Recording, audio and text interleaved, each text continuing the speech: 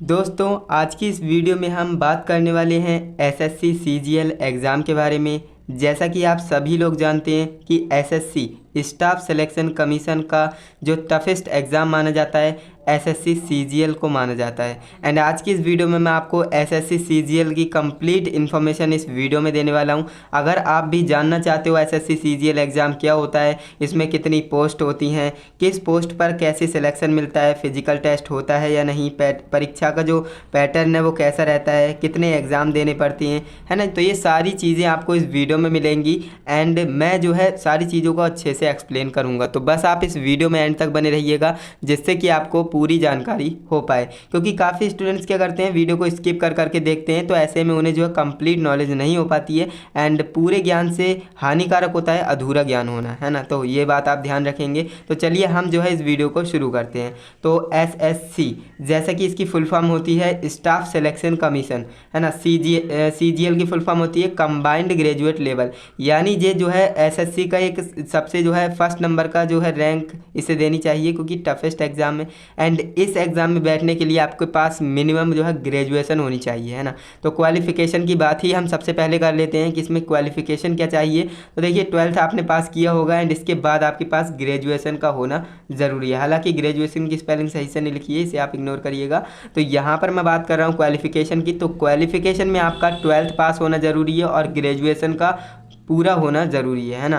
तो ग्रेजुएशन अगर आपने पास कर लिए और ये किसी भी सब्जेक्ट से की है ना, ये कोई फ़र्क नहीं पड़ता कि आपने साइंस से की है, मैथ से की है ना, तो आपकी ग्रेजुएशन किसी भी जो है सब्जेक्ट से हो, आपने कंप्यूटर से की हो, बीए, बीकॉम, बीएससी, कोई भी आपने ग्रेजुएशन की है ना, तब आप इस एग्ज़ाम के लिए एलिजिबल हो जाते हैं। क्लियर है? बिल्कुल। अब बात करते हैं एज लिमिट के बारे में, है ना। एज लिमिट कितनी चाहिए? तो देखिए इसमें जो आपको एज लिमिट देखने को मिलेगी वो आपकी होगी 18 से 27 साल की, यानी आपकी मिनिमम एज 18 साल और मैक्सिमम एज 27 साल हो तो आप इस एग्ज़ाम में बैठ सकते हो, है ना। 3 साल का जो है एज रिलैक्सेशन मिलेगा किसे? ओबीसी वालों के लिए, है ना। जो आपका रिलैक्सेशन मिलता है ना एज पर जो आपका कैटेगरी है ना, कैटेगरी के हिसाब से आपको जो है यहाँ पर एज रिलैक्सेशन देखने को मिलेगा। जैसे कि आप जानते हैं ओबीसी के लिए 3 साल, एससी एसटी के लिए 5 साल, है ना। तो जैसा भी आपको मिलता है वो यहाँ पर आपको एज रिलैक्सेशन भी देखने को मिलेगा डेफिनेटली, है ना। अब बात कर लेते हैं सम डिपार्टमेंट्स की, है ना। कुछ ऐसे डिपार्टमेंट हैं जो कि मोस्ट पॉपुलर हैं एंड मैं आपको बता देता हूँ एंड यहाँ से आप डिसाइड कर पाएंगे कि मुझे किस डिपार्टमेंट में जाना चाहिए। देखिए यहाँ पर होते क्या हैं, काफ़ी सारे डिपार्टमेंट हैं, मैंने यहाँ पर कुछ ही लिखे हैं। Assistant audit officer of Indian audit and accountant, है ना। एंड दूसरा आपका है इंटेलिजेंस ब्यूरो, है ना। सेंट्रल सेक्रेटरी सर्विस एंड यहाँ पर बात करें मिनिस्ट्री ऑफ रेलवे, है ना। मिनिस्ट्री ऑफ एक्सटर्नल अफेयर, है ना। एंड यहाँ पर जो है हेड क्वार्टर्स और आर्म्ड फोर्स एंड यहाँ पर जो है इसके बाद यही कॉमा लगा हुआ है, यानी कि इसके अंदर ही जो है इतनी पोस्टेस हैं। And assistant section officer and third number पे हमारी क्या है, income tax inspector in central board of direct taxes, है ना। इसके बाद क्या है, इनकम टैक्स ऑफिसर। देखिए इनकम टैक्स इंस्पेक्टर और ऑफिसर में काफ़ी ज़्यादा डिफरेंट होता है, अगर आप कहेंगे तो इनके ऊपर मैं अलग से ही वीडियो ले आऊँगा। इसके बाद 5वां नंबर आपका होता है पोस्ट जो होती है inspector in central board of excise and customs, है ना। एंड इसके बाद 6 नंबर पे होती है assistant enforcement officer of directorate of enforcement of department of revenue, है ना। तो ये आप याद रखेंगे। एंड इसके बाद 7वीं नंबर पे हमारी पोस्ट है जो कि मोस्ट पॉपुलर है, post of assistant inspector in CBI, है ना। एंड इसके बाद 8th नंबर पे है इंस्पेक्टर इन सेंट्रल नारकोटिक्स, है ना, ब्यूरो। एंड इसके बाद 9th नंबर पे है post of assistant inspector in NIA etcetera, है ना। यहाँ पर काफ़ी सारी पोस्ट आपको देखने को मिलेंगी, बट मैंने यहाँ पर कुछ ही पोस्ट को लिया है एंड यहाँ पर अगर आपकी कोई पोस्ट है तो आप जो है इसकी तैयारी कर सकते हो। तो यहाँ पर आपको ध्यान देना है। इसके बाद हम बात कर लेते हैं फिजिकल टेस्ट की, है ना। काफ़ी स्टूडेंट्स ये कहते हैं कि इसमें फ़िज़िकल टेस्ट होता है या नहीं, तो डेफिनेटली इसमें आपको फ़िज़िकल टेस्ट देखने के लिए मिलेगा।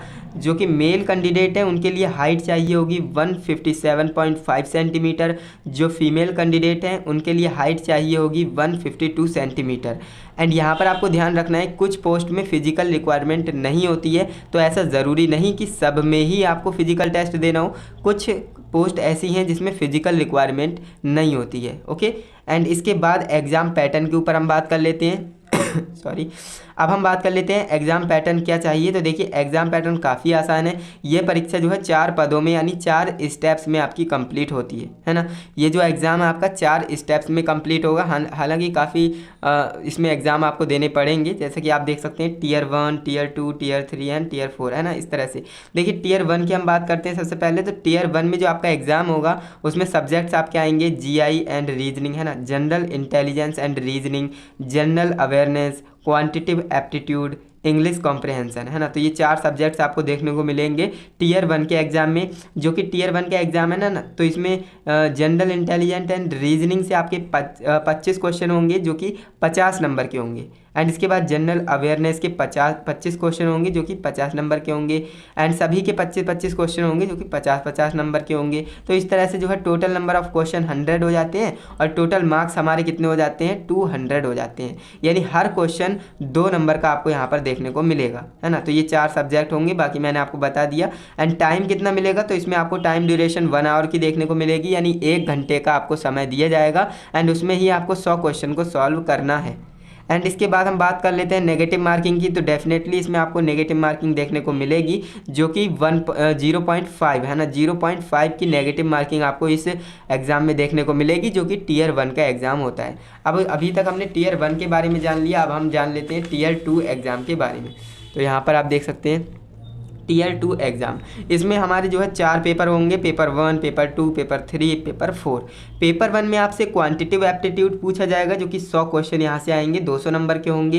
एंड पेपर 2 में आपका EC, है ना, EC पूछा जाएगा जो कि 200 नंबर के 200 क्वेश्चन होंगे, 200 नंबर के, है ना। इसके बाद आपका पेपर 3 होगा, है ना, जो कि क्या होगा, स्टैटिस्टिक्स, है ना।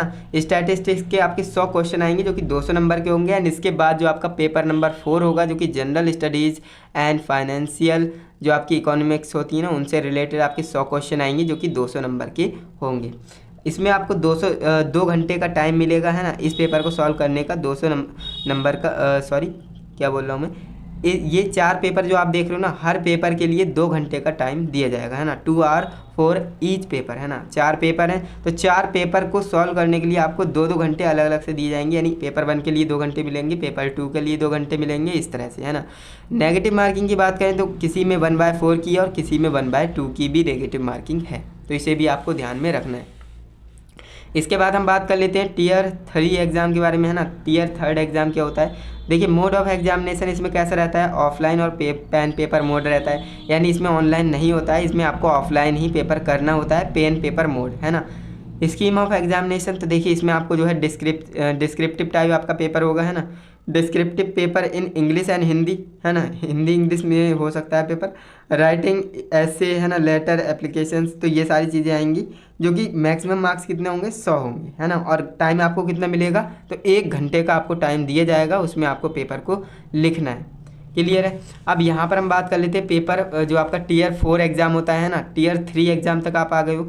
एंड इसके बाद आपका एक और एग्ज़ाम होता है जो कि टियर 3 होता है ना, टियर 4 एग्ज़ाम, जो कि है यह परीक्षा कुछ विशेष पदों के लिए ही होती है ना। ऐसा है नहीं कि सभी पोस्ट के लिए आपको ये एग्ज़ाम देखने को मिलेगा, नहीं।